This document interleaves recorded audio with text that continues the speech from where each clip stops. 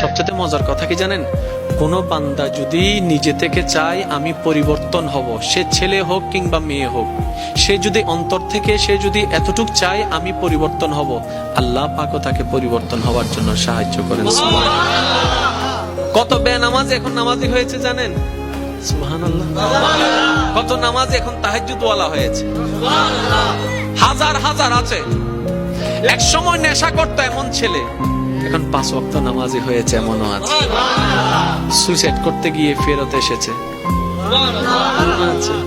এক সময় যে কথার আগে হাত তুলতো সে এখন গালি শুনলো মুস্কি হাসি দেয়। তো বন্ধুর একদিন তাকে জিজ্ঞেস করে, কিরে নেতা, তুই না কথা বলার আগে হাত তুলতি? তখন সে বলে, পাগল ছিলাম তখন তুলেছি, বুঝতে পেরেছি ওই জগতে কিছু নাই, আল্লাহর প্রেমের ধৈর্যের জগতে অনেক বড় নিয়ামত আছে। এত বড় বড় সফল ব্যক্তি যদি ছোটবেলায় লাথি খাইতে পারে, আপনি পারবেন না কেন? আর সবার কথা বাদ দেন, ও নবী, আপনি শুধু একবার বলতেন জিবরাইল উল্টাই দিত, আপনি বললেন না কেন?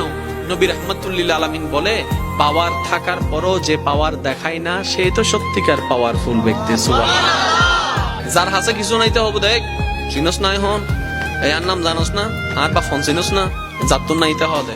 আর যার থেকে আছে, যার থেকে পাওয়ার আছে সে কি চুপ। যার থেকে সত্যিকার ক্ষমতা থাকে সে কখনো কথা বলে